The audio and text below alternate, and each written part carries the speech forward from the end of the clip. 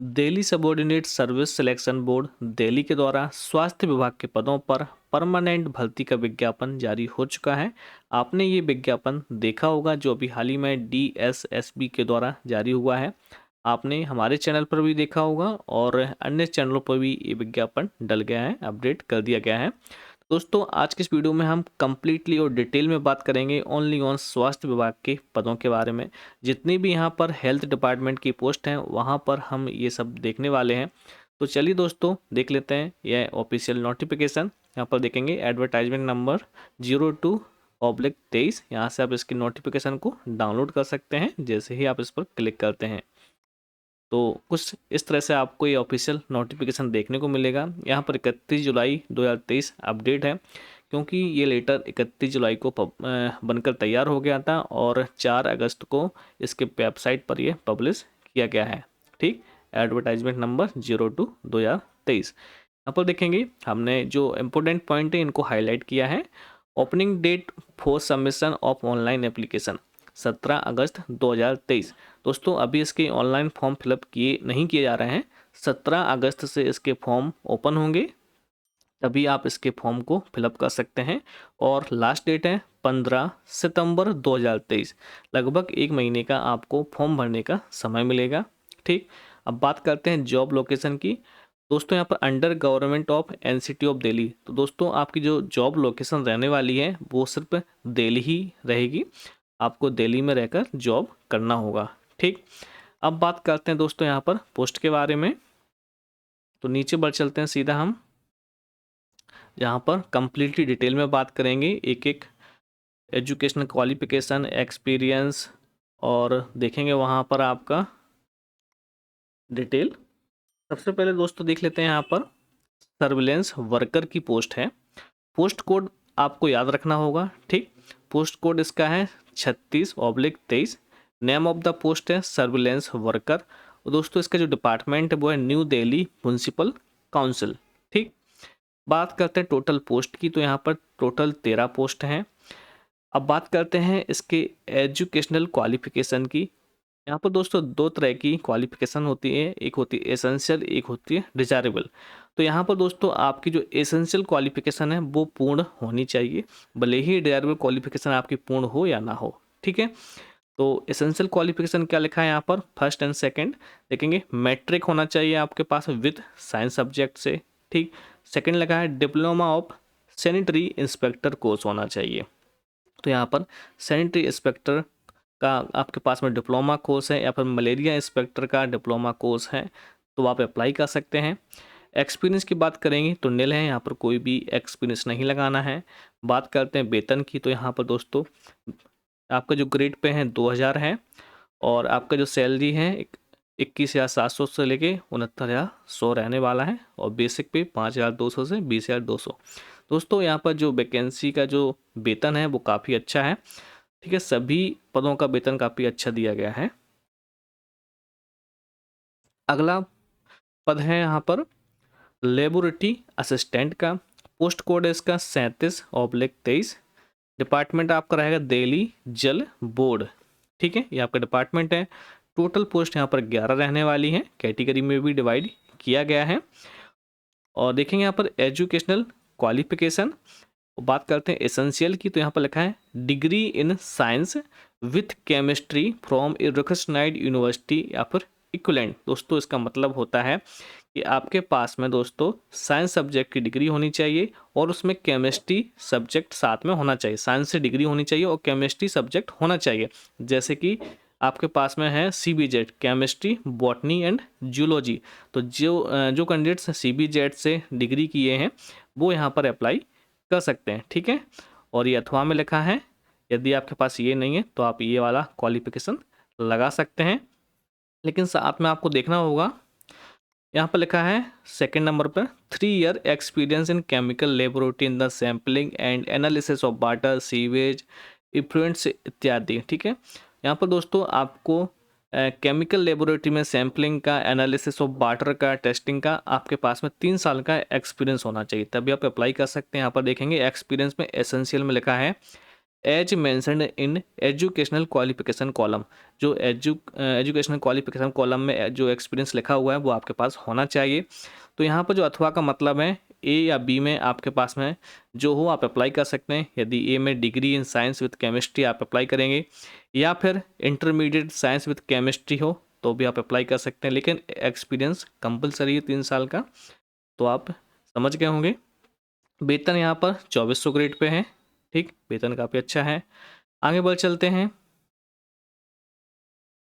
यहाँ पर देखें दोस्तों, लेबोरेटरी असिस्टेंट बायोलॉजी की पोस्ट है। यहाँ पर पोस्ट कोड आपका 43/23, name of the post laboratory assistant. Department रहेगा आपका forensic science laboratory. Total 9 post हैं। एजुकेशनल क्वालिफिकेशन की बात करेंगे यहाँ पर एसेंशियल की बीएससी विथ बॉटनी या जूलॉजी से होना चाहिए, आप अप्लाई कर सकते हैं। ठीक है, एक्सपीरियंस यहाँ पर एसेंशियल में नील रखा गया है, अच्छी बात है। पे इसके लिए यहाँ पर दोस्तों 2400 ग्रेड पे का वेतन है, जो कि काफ़ी अच्छी बात है। आगे बढ़ चलते हैं। लेबोरेटरी असिस्टेंट फिजिक्स, ठीक है, और डिपार्टमेंट आपका रहेगा फॉरेंसिक साइंस लेबोरेटरी, और पोस्ट कोड आपका 45/23। टोटल पोस्ट यहाँ पर आपकी 2 रहने वाली हैं। एजुकेशनल क्वालिफिकेशन की बात करेंगे एसेंशियल में बैचलर डिग्री इन फिजिक्स से होना चाहिए, आप अप्लाई कर सकते हैं। एक्सपीरियंस यहाँ पर नील रखा गया है, और वेतन आपका पे स्केल 2400 ग्रेड पे का है, अच्छी बात है। आगे बढ़ चलते हैं। सबसे important post laboratory assistant group 4, ठीक है, पोस्ट कोड यहाँ पर है 46/23। डिपार्टमेंट आपका रहेगा health and family welfare department. Number of vacancies की बात करेंगे दोस्तों, टोटल 138 पोस्ट हैं, जहां पर DMLT and laboratory candidates, lab technician वाले कैंडिडेट्स यहाँ पर अप्लाई करेंगे। एजुकेशनल क्वालिफिकेशन देखेंगे एसेंशियल में यहाँ पर 2 तरह की क्वालिफिकेशन है। मैट्रिक होना चाहिए, higher secondary, senior secondary, 10+2 with science. दोस्तों 12th होना चाहिए, ठीक है, विद साइंस सब्जेक्ट से होना चाहिए। मैथ वाले 12th मैथ से जो हो वो यहाँ पर अप्लाई नहीं कर सकते हैं। 12th आपका साइंस सब्जेक्ट से होना चाहिए, बायो से होना चाहिए। एंड सेकंड लिखा है diploma in medical laboratory techniques from a recognized institution. दोस्तों मान्यता प्राप्त संस्थान से डीएमएलटी का डिप्लोमा होना चाहिए, आप अप्लाई करेंगे। और अथवा में लिखा है यदि आपके पास में 10+2 वोकेशनल कोर्स है एमएलटी का तो भी आप अप्लाई कर सकते हैं दोस्तों। और यहाँ पर बात करते हैं एक्सपीरियंस की, एसेंशियल में देखेंगे नील। सबसे अच्छी बात है यहाँ पर आपको कोई भी एक्सपीरियंस, कोई भी अनुभव नहीं लगाना है। 138 पोस्ट हैं, 12th प्लस डीएमएलटी वाले कैंडिडेट्स अप्लाई करेंगे।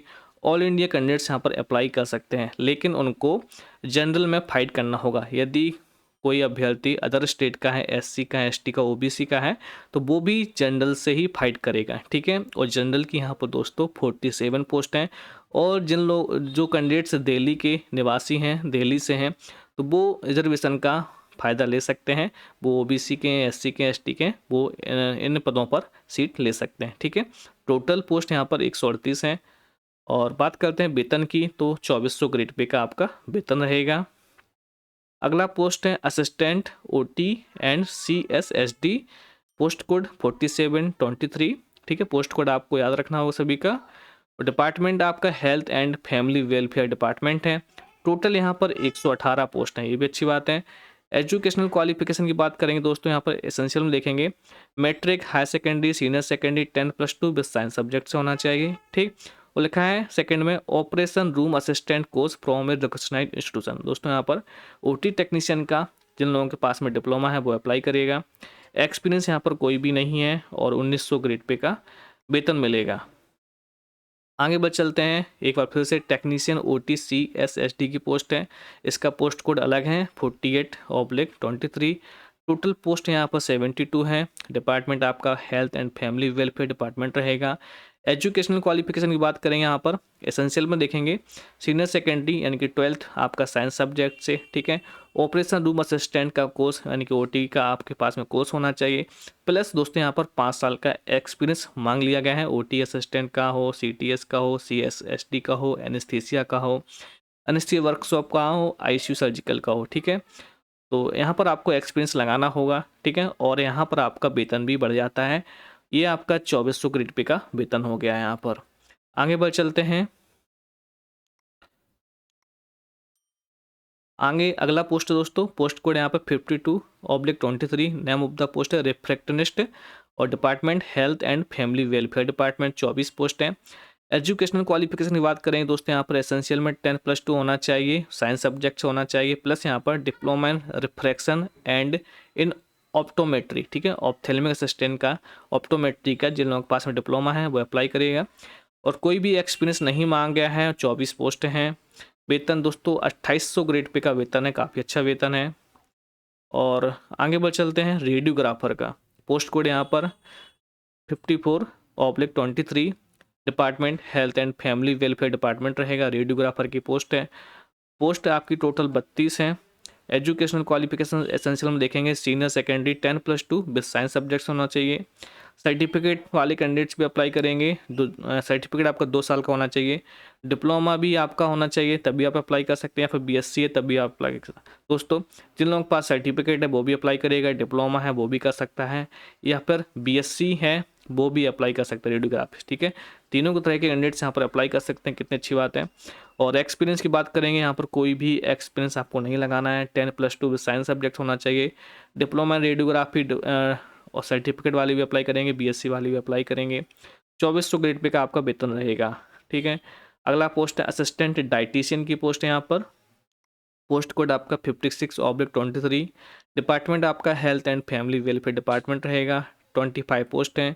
एजुकेशनल क्वालिफिकेशन की बात करें दोस्तों, यहाँ पर एसेंशियल में देखेंगे बीएससी होना चाहिए होम साइंस से, होम इकोनॉमिक्स से, विथ न्यूट्रिशन से, ठीक है दोस्तों। और सेकंड है यहाँ पर पीजी डिप्लोमा होना चाहिए डाइटेक्स मान्यता प्राप्त संस्थान से, और 1 साल का एक्सपीरियंस मांगा है डाइटरी डिपार्टमेंट में। और यदि आपके पास में ये क्वालिफिकेशन है आप अप्लाई कर सकते हैं, ठीक। और वेतन की बात करेंगे 4200 ग्रेड पे का वेतन है, ठीक है। और बात करते हैं अगले पोस्ट की, फिजियोथेरेपिस्ट, पोस्ट कोड 57/23, डिपार्टमेंट आपका health and family welfare department, ये सभी स्वास्थ्य विभाग की पोस्ट हैं। यहाँ पर लिखा है health and family welfare department, physiotherapist की पोस्ट है। पोस्ट आपकी 21 रहने वाली है। एजुकेशनल क्वालिफिकेशन की बात करें दोस्तों, एसेंशियल में यहाँ पर लिखा है हाई सेकेंडरी विद साइंस, ठीक है, आपका 12 साइंस सब्जेक्ट होना चाहिए, plus diploma in physiotherapy, physiotherapy का डिप्लोमा होना चाहिए, आप अप्लाई करेंगे। एक्सपीरियंस यहाँ पर कोई भी एक्सपीरियंस नहीं मांग गया है। पे स्केल की बात करेंगे 4200 ग्रेड पे का आपका वेतन रखा गया, काफ़ी अच्छी बात है।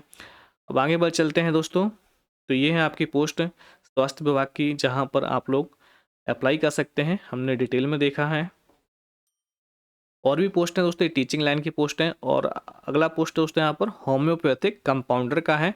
ये इसका जो डिपार्टमेंट है new Delhi municipal council, 9 post हैं यहाँ पर, ये आपका पोस्ट कोड। और एजुकेशनल क्वालिफिकेशन देखेंगे एसेंशियल में मैट्रिक होना चाहिए, और एटलीस्ट 2 साल का एक्सपीरियंस होना चाहिए होम्योपैथिक फार्मासिस्ट का, ठीक है।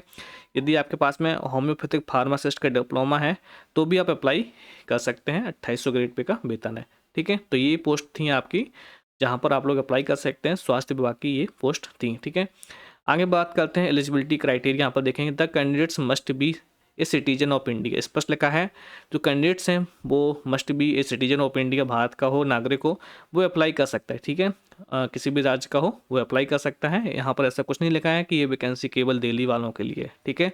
ऑल इंडिया कैंडिडेट्स यहाँ पर अप्लाई करेंगे। लिखा है the educational qualification as experience इत्यादि stipulated in advertisement shall be determined as on 15/9/2023। दोस्तों यहाँ पर जो आपकी जो क्वालिफिकेशन है, एज एक्सपीरियंस है, वो 15 सितंबर 2023 तक पूर्ण होनी चाहिए, ठीक है। और अगर आप इसके बाद में पूर्ण करते हैं तो आप एलिजिबल नहीं होंगे।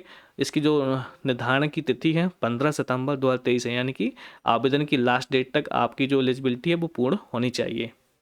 बात करते हैं हाउ टू अप्लाई पर। लिखा है before submitting online application candidates must ensure that he is registered on DSSP portal. दोस्तों आपको ऑनलाइन अप्लाई करने से पहले DSSP का जो पोर्टल है उस पर रजिस्ट्रेशन होना चाहिए, तभी आप अप्लाई कर सकते हैं। तो जब आप फॉर्म फिलअप करेंगे पहली बार तो आपको इस पोर्टल पर रजिस्ट्रेशन करवाना होगा। अगला लिखा है दोस्तों आप एलिजिबल कैंडिडेट्स में apply online through the website, ठीक है, फ्रॉम 17 अगस्त से लेके 15 सितंबर, ठीक है। यहाँ पर आपकी डेट दी गई है कि 17 अगस्त से लेके इस वेबसाइट पर 15 सितंबर तक आप ऑनलाइन फॉर्म फिलअप कर सकते हैं। Through online mode only, no other mode of application shall be accepted. दोस्तों आपको ऑनलाइन मोड में ही फॉर्म फिलअप करना है, अदर कोई भी मोड आपका एक्सेप्ट नहीं किया जाएगा। और लिखा दोस्तों before submission of the online application candidates must check and ensure that they have filled correct details in each field of the online application form. Once online application form is submitted to no requested for change, correction, modification include change of category. दोस्तों यहाँ पर लिखा है कि यदि आप एक बार form को सबमिट कर सकते हैं फिर आपको वहाँ पर करेक्शन करने का चांस बिल्कुल भी नहीं मिलेगा, ना ही करेक्शन की कोई डेट ओपन होगी। तो दोस्तों फॉर्म फिलअप करते समय आपको सावधानीपूर्वक एवं ध्यानपूर्वक अपने फॉर्म को फिलअप करना है, ठीक है, क्योंकि बाद में करेक्शन करने का कोई भी मौका आपको नहीं मिलने वाला है। अब बात करते हैं एप्लीकेशन फ़ीस की। दोस्तों यहाँ पर आपकी जो एप्लीकेशन फ़ीस है 100 रुपये रखा गया है और एक शर्त रखी गई है, यदि आप वुमेन कैंडिडेट्स हैं और शेड्यूल कास्ट हैं, SC ST PWD हैं, तो उनको इस एग्ज़ाम फीस से उनको छूट मिली है, उनको कोई भी एग्ज़ाम फीस नहीं देना है, ठीक है। लेकिन अदर स्टेट के कैंडिडेट्स हैं तो उनको एग्ज़ाम फीस 100 रुपये देना होगा, क्योंकि वो जनरल कैटेगरी से फाइट करेंगे, ठीक है। और यहाँ पर तो ऐसा ही लिखा है, आप जब फॉर्म फिलअप करेंगे तब और देख लेंगे। और बात करते हैं एग्जामिनेशन स्कीम की। सो सबसे इम्पोर्टेंट पॉइंट है एग्जामिनेशन स्कीम, मतलब आपका जो एग्ज़ाम होगा वो किस तरह से होगा, ठीक है। तो सबसे पहले आपको पोस्ट कोड याद रखना है। यहाँ पर लिखा है पोस्ट कोड 32 23 34 23 से लेके 50 से 23, ठीक है। और भी यहाँ पर है 33 23 70 23 के लिए ये वाला आपका पैटर्न रहेगा, इन पोस्ट कोड के लिए ये वाला पैटर्न रहेगा, ठीक है। और बात करते हैं लैब टेक्नीशियन के लिए एंड स्वास्थ्य विभाग की जो पोस्ट है यहाँ पर देखेंगे। लैब टेक्नीशियन का जो पोस्ट कोड है वो है 46/23। तो यहाँ पर देखेंगे 34 से लेके 50 तक, ठीक है। तो आप इस कैटेगरी में आते हैं। तो यहाँ पर देखेंगे टाइम 2 घंटे का आपका पेपर होगा, ठीक है। टोटल क्वेश्चन MCQ, यहाँ पर ऑब्जेक्टिव टाइप क्वेश्चन पूछे जाएंगे। जो आपका पेपर होगा, जो क्वेश्चन होंगे आपके 200 क्वेश्चन होंगे, ठीक है। टोटल मार्क्स 200 नंबर के क्वेश्चन होंगे और टोटल आपका 200 का ग्रांड टोटल होगा, ठीक है। मतलब 200 क्वेश्चन होंगे, ठीक है। और एक क्वेश्चन आपका 1 अंक का रहेगा। इस प्रकार आपके जो 200 क्वेश्चन 200 अंक के होंगे, ठीक है। और 2 घंटे का आपका पेपर होगा और 1 टायर, ठीक है, मतलब एक ही बार आपका एग्ज़ाम होगा, ठीक है। अब बात करते हैं दोस्तों इसकी सिलेबस की कि इस एग्ज़ाम में सिलेबस क्या रखा गया है। तो यहाँ पर दोस्तों 2 तरह का सिलेबस है, section A and section B, ठीक है। ये है आपका दोस्तों सेक्शन A है वो नॉन टेक्निकल और सेक्शन B है आपका टेक्निकल, ठीक है। सेक्शन A मतलब नॉन टेक्निकल, मतलब इसमें आपका GK GS Hindi math English Hindi reasoning ये सब पूछा जाएगा। और सेक्शन B का मतलब आपका जो सब्जेक्ट का है, ड्यूमेलिटी का है, पैथोलॉजी का, वो यहाँ पर पूछा जाएगा, ठीक है। अब देख लेते हैं यहाँ पर थोड़ा डिटेल में। सेक्शन A देखेंगे, MCQ of 1 mark each as per existing examination scheme. आपके यहाँ पर वो टॉपिक दिए गए हैं, सिलेबस दिया गया है। जनरल अवेयरनेस मतलब आपका यहाँ पर GK होगा। सेकंड है general intelligence and reasoning ability, यहाँ पर आपका रीजनिंग पूछा जाएगा।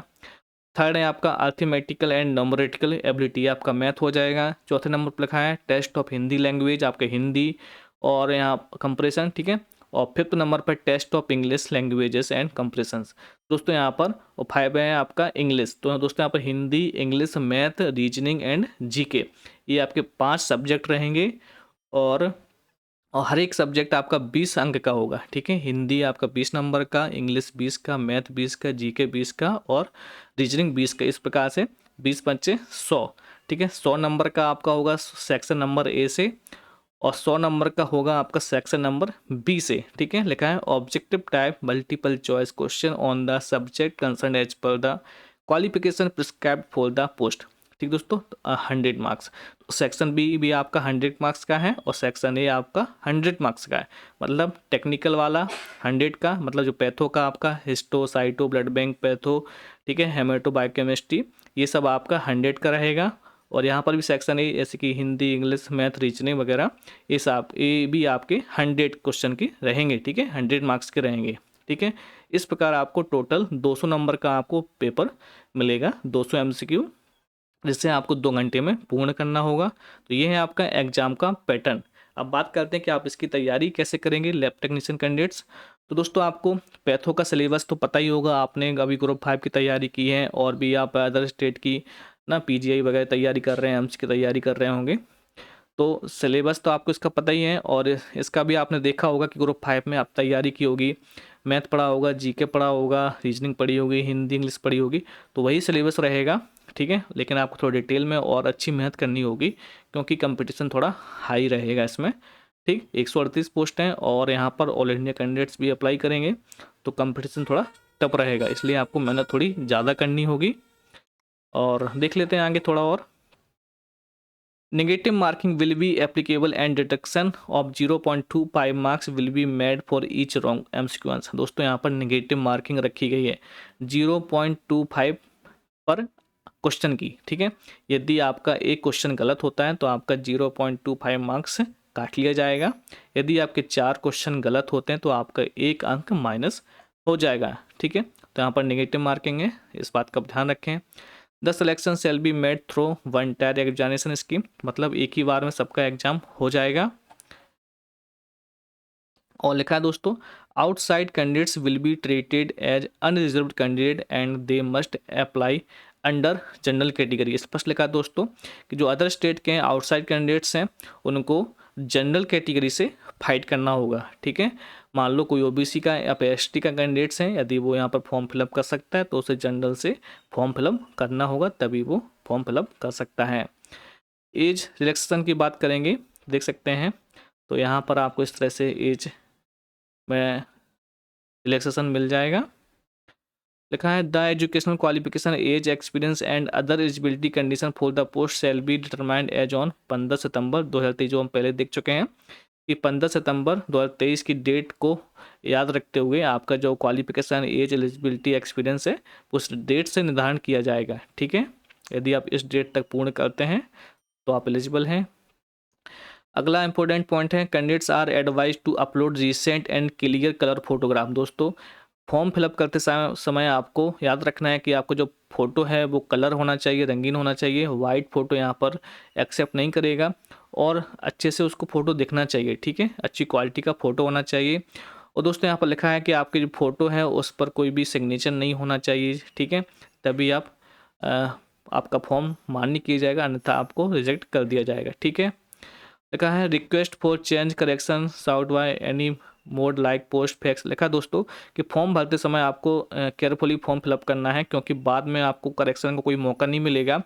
और यदि आप करेक्शन के लिए कोई भी जैसे कि पोस्ट करते हैं, कोई फैक्स करते हैं, कोई भी आप विज्ञापन देते हैं, कोई आवेदन करते हैं कि डेट करेक्शन करने के लिए डेट बढ़ाई जाए, तो ऐसा बिल्कुल भी मान्य नहीं होगा, ठीक है। तो आपको फॉर्म बड़ा केयरफुली भरना है क्योंकि एक ही बार फॉर्म फिलअप कर सकते हैं, सबमिट हो गया तो फिर आप कुछ नहीं कर सकते, ठीक है। लिखा है correct and active email address and mobile numbers in their online application, ठीक है। लिखा है दोस्तों कि आपको जब फॉर्म भरते समय कर सही ईमेल एड्रेस देना है और मोबाइल नंबर आपको भरना है एप्लीकेशन फॉर्म में, ठीक है। और लिखा है candidates is advise to visit website of the board on regular basis to get updates as the communication send through email SMS are additional facilities. दोस्तों लिखा है यदि आप SMS और ईमेल एड्रेस देते हैं आपको उस पर कुछ मैसेज या फिर भेजेंगे, कुछ आपको मैसेज मिलेगा। लेकिन यदि मैसेज या फिर कुछ ईमेल नहीं आता है इस विज्ञापन से संबंधित तो आपको रेगुलरली वेबसाइट पर अपडेट रहना होगा, ठीक है, क्योंकि ईमेल आईडी और SMS ये सभी एक्स्ट्रा फैसिलिटीज़ हैं, ठीक है। हो सकता है आपको मैसेज ना आए, ठीक है, ना कर पाएँ ना, रिसीव नहीं होता है, तो आपको वेबसाइट पर कंटिन्यूसली अपडेट रहना पड़ेगा। तो ये यहाँ पर उन्होंने लिखा है, ठीक है। अगर मैसेज नहीं आता है और आप वेबसाइट पर अपडेट नहीं रहते हैं, आपको जानकारी नहीं मिलती है, तो उसमें आपकी रिस्पॉन्सिबिलिटी होगी, ठीक है। कहने का मतलब ये है कि आप मैसेज पर डिपेंड ना रहें, ठीक दोस्तों।